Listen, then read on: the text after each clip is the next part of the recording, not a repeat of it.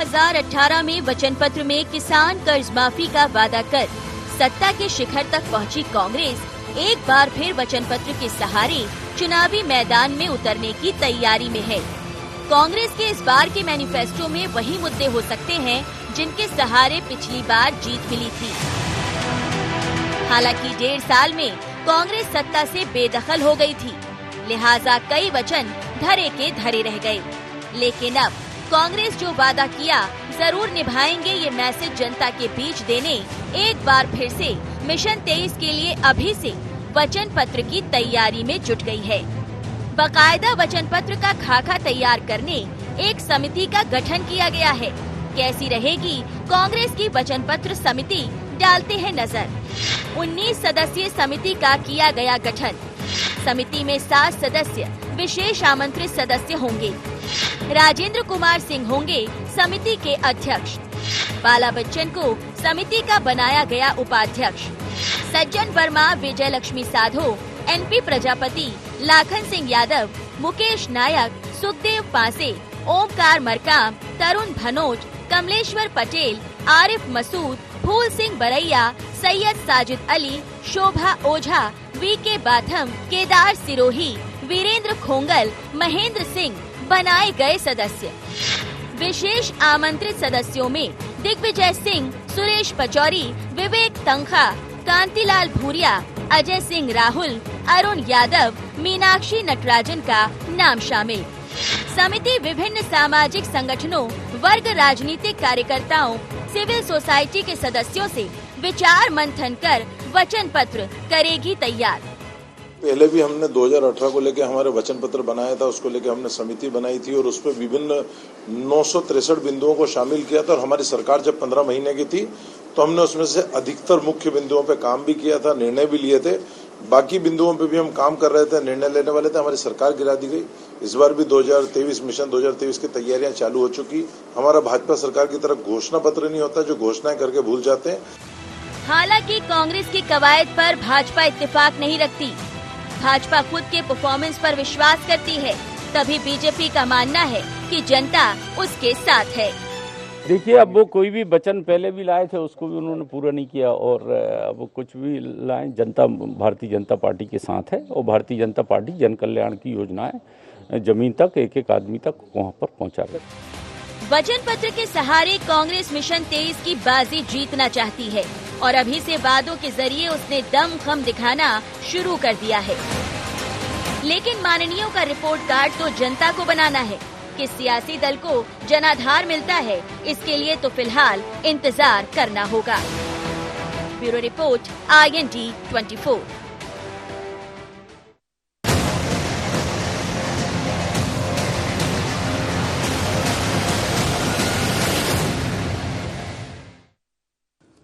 नमस्कार, IND agenda formula once again में आपका स्वागत है। मैं हूं आपके साथ नवीन पुरोहित। चर्चा को विस्तार देंगे, उसके पहले IND एजेंडा के मुख्य बिंदुओं की तरफ एक निगाह डाल दें। क्या वचन पत्र के सहारे सत्ता में कमबैक कर पाएगी कांग्रेस? क्या साल 2018 का फॉर्मूला रिपीट कर कांग्रेस होगी हिट? क्या साल 2023 में भी किसान कर्ज माफी मुद्दा रहेगा हावी? क्यों भारतीय जनता पार्टी ने कांग्रेस के वचन पत्र को बताया शिगुफा? इन्हीं सवालों के साथ चर्चा में आप सबका पुनः स्वागत है। मध्य प्रदेश कांग्रेस फिर से वचन पत्र लाने की तैयारी कर रही है और वो जनता के बीच कुछ वचनों के साथ जाएगी। ये वो कमिटमेंट होंगे जो कांग्रेस, अगर उसकी सरकार आ जाती है तो वो पूरा करेगी। कांग्रेस ने पहले भी अपने विजन डॉक्यूमेंट को वचन पत्र का ही नाम दिया था। उन्होंने कहा कि हम वादों में और घोषणाओं में नहीं बल्कि वचन में बिलीव करते हैं। हम घोषणाओं में यकीन नहीं करते, हम अनाउंसमेंट में यकीन नहीं करते, हम यकीन करते हैं कमिटमेंट में। हालांकि कांग्रेस अपने वचन पूरे कर पाती, उसके पहले कांग्रेस की सरकार गिर गई। कांग्रेस की सरकार गिरने के बाद भारतीय जनता पार्टी की सरकार है। उपचुनाव हुए और जितने भी चुनाव हुए ज़्यादातर में भारतीय जनता पार्टी को ही अच्छा रिस्पांस मिला।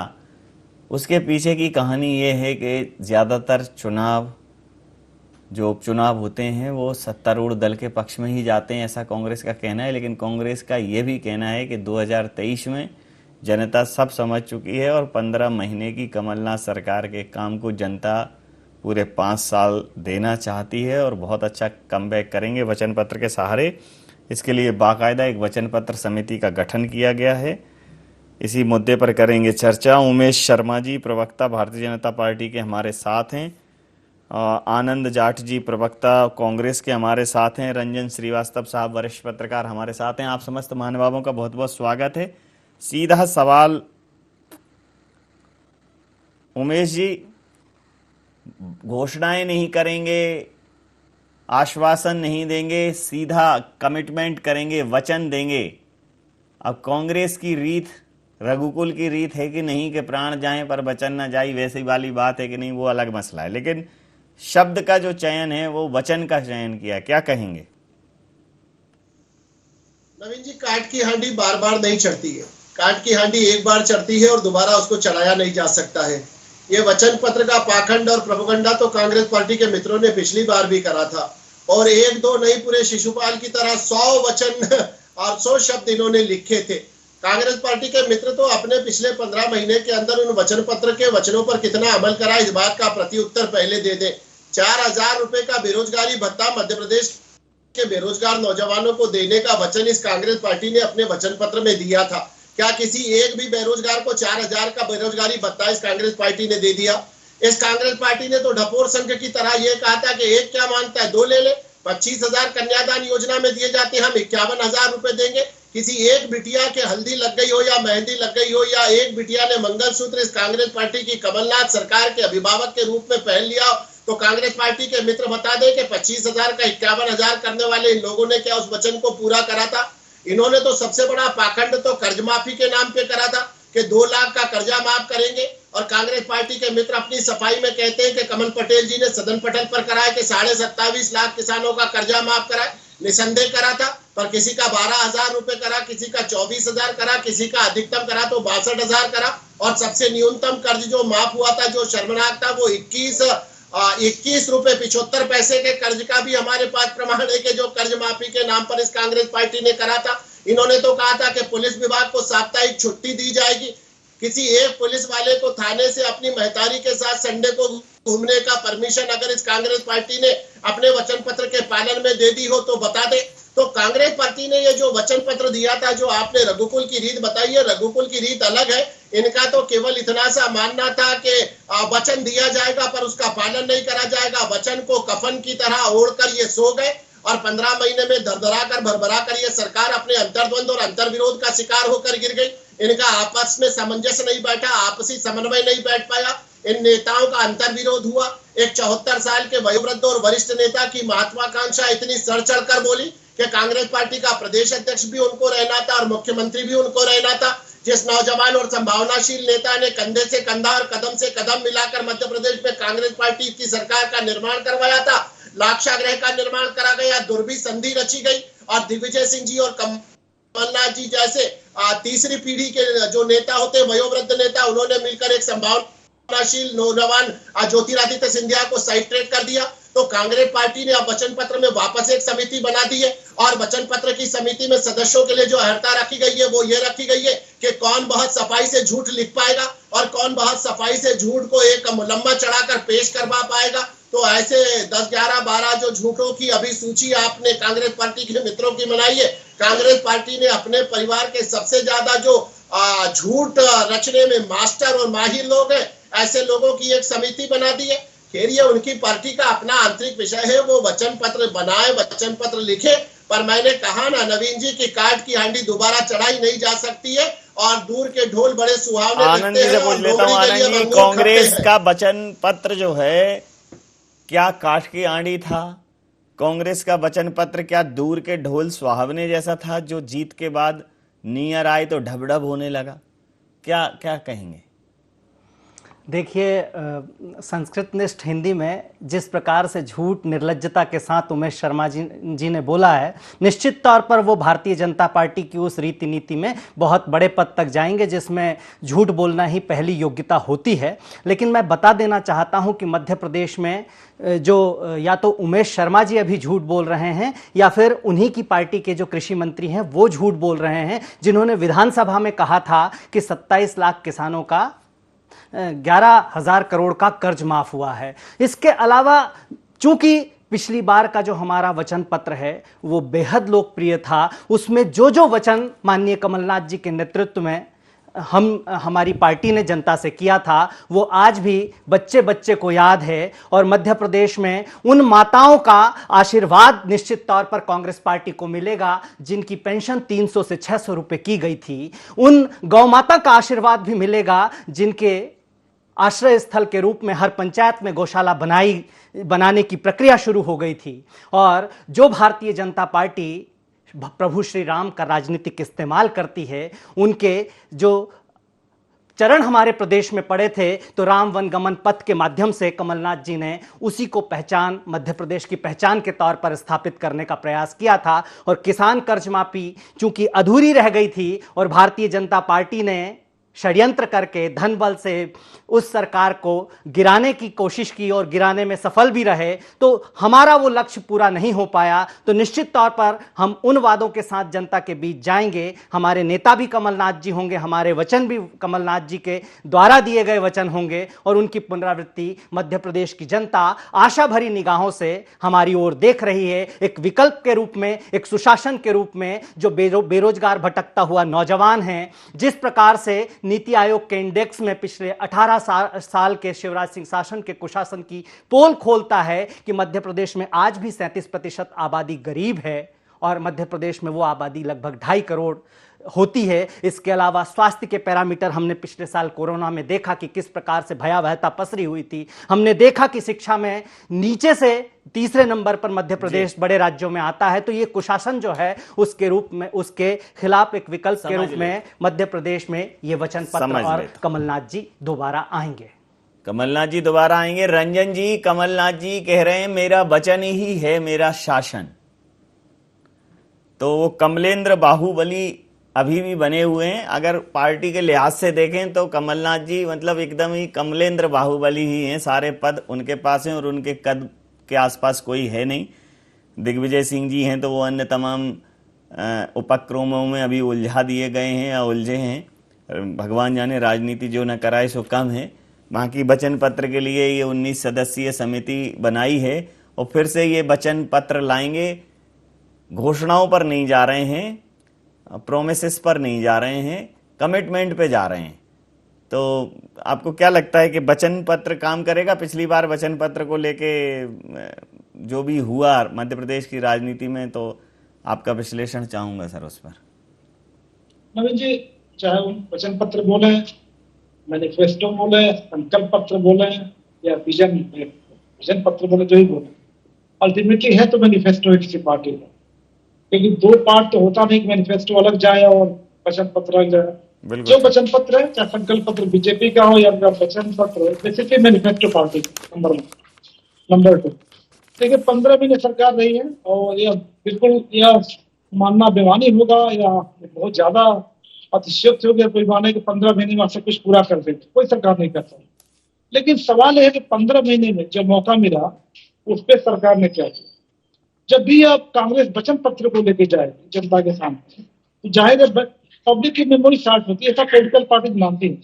लेकिन जब वचन पत्र नाम से कोई चीज लेके जाएंगे तो जाहिर है पब्लिक तो कंपेयर करेगी। जो पिछला वचन पत्र आपका था उसमें क्या किया आपने और अब क्या किया। अगर एज ए सामान्य आदमी अगर मैं सोचना चाहूँ तो वचन पत्र के नाम पे सबसे पहले आता है किसानों की कर्ज माफी, दूसरा आता है रोजगार के लिए एक आपको एक रोजगार भत्ता देना बेरोजगारों का, तीसरा था जो डीजल पेट्रोल पे जो वैट है उसको कम करना, चौथा है दूध पे 5 रुपए प्रति लीटर बोनस देना।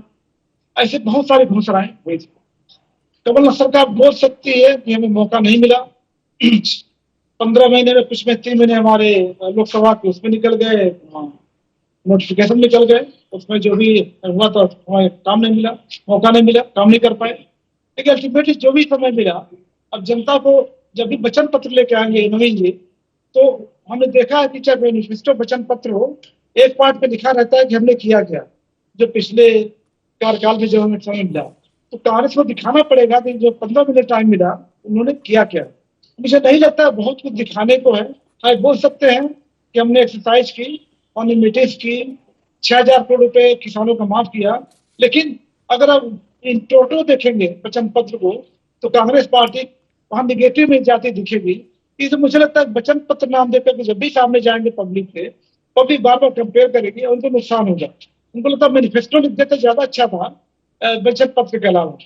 लेकिन कांग्रेस को दिखाने के अलावा क्या क्या है, जैसे गौशाला की बात अभी हमारे प्रवक्ता जी बोल रहे थे, तो काम तो आगे शुरू हुआ था, मैंने कहा काम नहीं हुआ है। लेकिन जो 15 मिनट टाइम मिला है, अगर 5 साल का मौका देखा जाए, 5 साल का टर्म देखा जाए, तो 1/3 टाइम मिला था सरकार को।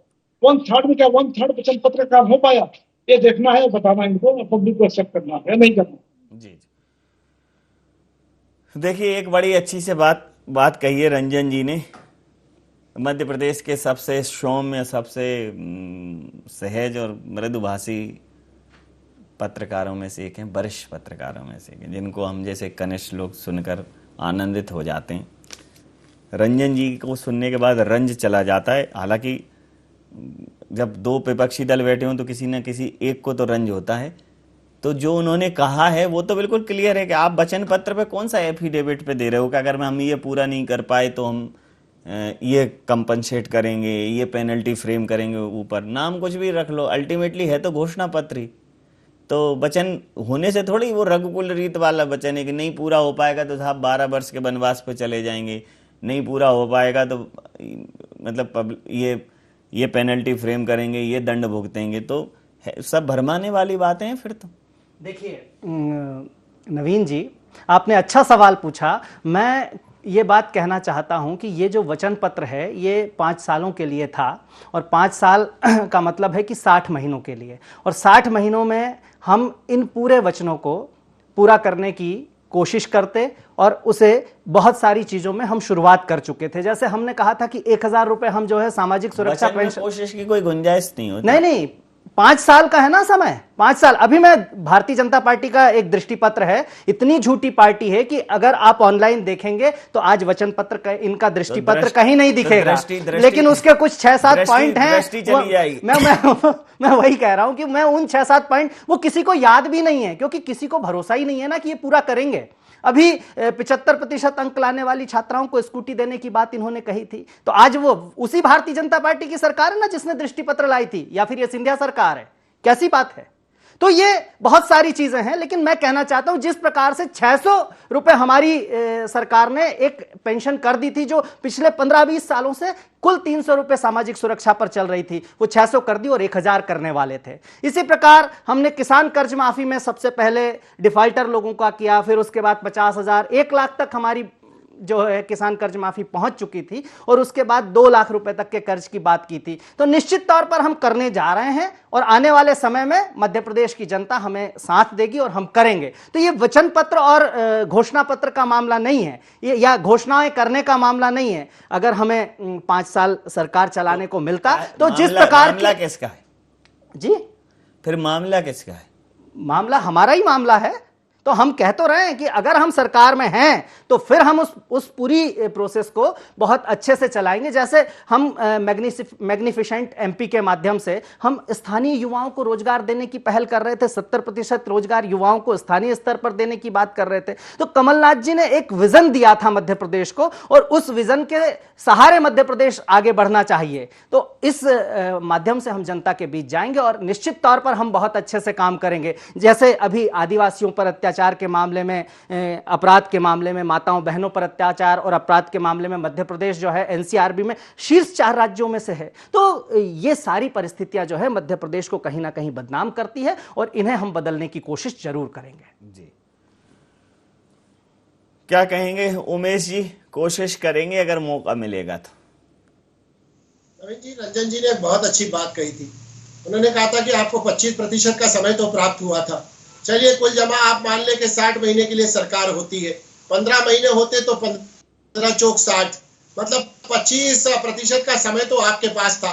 25% समय में ईमानदारी से आप इस वचन पत्र पर अमल शुरू करवा पाए क्या? मैंने बहुत सारे बिंदु पहले भी गिनाए थे, चूंकि समय की एक सीमा होती है इसलिए उन बिंदुओं को मैं दोहराऊंगा नहीं। पर क्या बताइए, किसी एक भी पुलिस वाले को अवकाश दे पाए क्या? उसके अंदर तो कोई अतिरिक्त फंड की व्यवस्था भी नहीं लग रही थी, और मुझे लग रहा है वो तो गृह मंत्रालय के द्वारा सामान्य से एक परिपत्र जारी कर दिया जाता और डायरेक्टर जनरल ऑफ पुलिस इस बात की घोषणा कर देते कि जिला वाइज या थाना वाइज जो है, अब वो हमारा एसपी जोन जो होता है उस एसपी जोन के फला थाने का, ये 4 थाने के पुलिस कर्मियों को इस हफ्ते का अवकाश मिलेगा, 4 थाने के पुलिस कर्मियों को अगले महीने का अवकाश मिलेगा। ऐसा कर पाए क्या? नहीं कर पाए।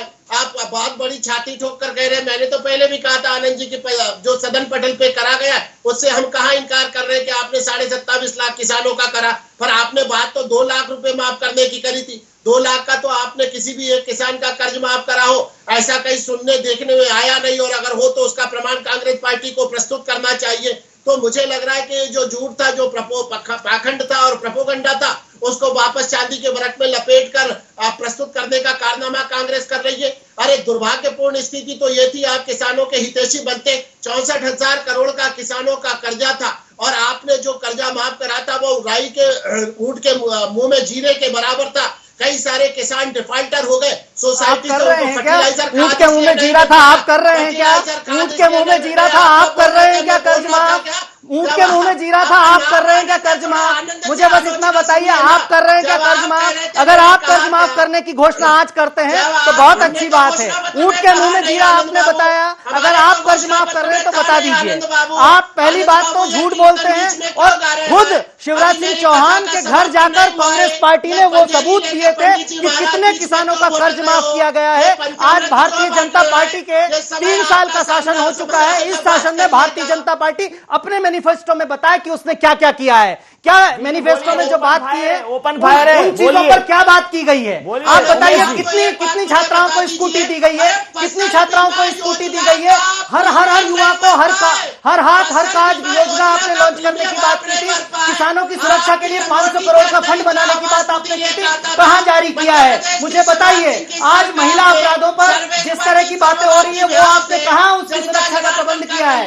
किस प्रकार की बात निर्मावर में, किस प्रकार आदिवासियों को 10 फीट गहरे गड्ढे में गाड़ दिया गया था? 5, 4, किस प्रकार की 3, बातें 2, कर रहे हैं? 1 हो गया, किस प्रकार से हो गया। ये समझ, ये आएगा। बोलने का देखिए, प्रयास कर रहे हैं। ये जो आप ये वाला जो ओपन फायर मैंने करा है, 1 मिनट ये किसी को समझ में नहीं आता, लेकिन चूंकि पत्रकारी ये माहौल ऐसा हो गया है, इससे आत्मा की तृप्ति हो जाती है। बाकी 29 मिनट चर्चा ठीक चले तो इस वजह से मैं ये कर देता हूं कि आप अपराध करवाते हैं नवीन जी हमसे। नहीं, हम आपको 1 मिनट के लिए आपके हवाले कर देते हैं कि आप अपने मूल तत्व पे वापस आ जाइए। हम अपने नियंत्रण को वापस ले लेते हैं। रंजन जी, मतलब पत्रकारों में रंजन जी का एक व्यक्तित्व ऐसा है कि अगर कभी मुझे पीएचडी करने का अवसर मिला तो मैं जरूर करूंगा कि क्या पत्रकार ऐसे होते हैं।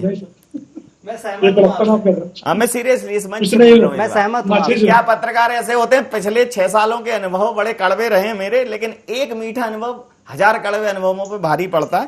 तो रंजन जी से मैं जानना चाहूंगा, रंजन जी, आपने एक शब्द से पूरे वचन पत्र की कलई खोल दी कि अल्टीमेटली उस वचन पत्र को कहने से वचन थोड़ी हो जाएगा। कोई वचन वो रघुकुल रीति वाला वचन थोड़ी है कि अगर मैं ये नहीं कर पाया तो राजनीति संन्यास ले लूंगा। हालांकि ऐसा दिग्विजय सिंह जी ने कहा कि अगर वो हारेंगे तो 10 साल दूर रहेंगे, और उन्होंने करके दिखाया। राजनीति के लिहाज से दिग्विजय सिंह जी को एक वचनबद्ध व्यक्ति कहा जा सकता है कि उन्होंने जब जैसा कहा है वैसा किया है, लेकिन उनके साथ चूंकि अन्य परिस्थितियां ऐसी हैं कि वो दिग्विजय की जगह दिग पराजय के कारक बन गए। अंतिम प्रतिक्रिया के साथ चर्चा समाप्त करूंगा। सर, अगर मैं वचन पत्र की बात बोलूंगा, थोड़ा पीछे जाना चाहूंगा। जी। कांग्रेस ने कहा था, जब मैं लगातार चुनाव कवर कर रहा था, 2 लाख कर्जा माफ होगा, कई फिल्टर से नहीं था।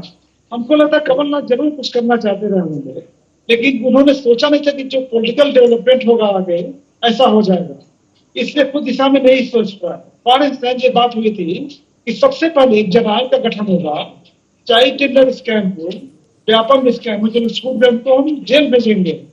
कोई भी एक चीज, चाहे गौशाला का मामला हो, चाहे किसानों की माफी का मामला हो, या रोजगार भत्ते का मामला हो, या डीजल पेट्रोल का मामला हो, महिलाओं की स्कूटी का मामला हो, हमको लगता है कोई भी एक चीज अगर संपूर्ण हो गया होता तो कमलनाथ जी के पास कहने का होता, देखिए हमें मौका मिला, हमने काम किया। जन आयोग बना नहीं 15 महीने में, कोई आदमी जेल नहीं गया जिनको सोच रहे थे हम लोग। तो जाहिर है कि हो सकता है मैं सोचा हूँ कि ऐसा डेवलपमेंट नहीं होगा, हमारी सरकार बनी रहेगी 5 साल, हम नहीं कर पाएंगे। मुझे लगता है जब वचन पत्र लेके जाएंगे, एक उनको चैलेंज फेस करना पड़ेगा पब्लिक कन्विंस करने में कि देखिए हम क्यों नहीं कर पाए, और जनता संतुष्ट होती है नहीं होती है, ये देखने वाली बात है। बिल्कुल ठीक कहा आपने। समय सीमा के चलते मैं ये चर्चा यहाँ समाप्त करूंगा। आप समस्त महानुभावों का बहुत बहुत धन्यवाद, बहुत बहुत आभार। तो कांग्रेस वचन पत्र लेकर आ रही है, भारतीय जनता पार्टी भी अपना दृष्टि पत्र या घोषणा पत्र या मैनिफेस्टो जो उसको कह सकते हैं वो प्रस्तुत करेगी। लेकिन राजनीति में कहा गया है कि वचन, विजन, दृष्टि या मैनिफेस्टो कुछ भी हो, सब बातें हैं और बातों का क्या। तो बातें अगर सिर्फ बातें रहेंगी, मुझे लगता है माननीय चुनाव आयोग को ये निर्णय जरूर अब कर लेना चाहिए। चुनाव सुधार की दिशा में यह अभूतपूर्व कदम होगा कि जो पार्टियां वचन पत्र प्रस्तुत कर रही हैं या विजन डॉक्यूमेंट दे रही हैं या मैनिफेस्टो दे रही हैं, वो उस पार्टी को अगर वो सत्ता में आ जाती है तो वो उसके लिए उसको लागू करना आवश्यक होगा। तो पार्टियां सीमित बात करेंगी, वही बात करेंगी जो वो कर पाएंगी। बाकी तो फिर हवाई बातें होती हैं। सपने जो है उस प्रकार के होते हैं कि जनता के यही होते हैं सपने के, नाव कागज की और पाल रेशम की, और जो वचन और विजन की बातें करते हैं उनके कांधे पर डली रहती है सॉल रेशम की। तो अब रेशम की बातें और कागज की परिणति होगी तो समानता आएगी नहीं। बहरहाल जनता को कांग्रेस का वचन पत्र कैसा समझ में आता है ये तो जनता पर ही निर्भर है। IND एजेंडा में इतना ही। आप बने रहिए i24 के साथ और देखते रहिए i24। नमस्कार।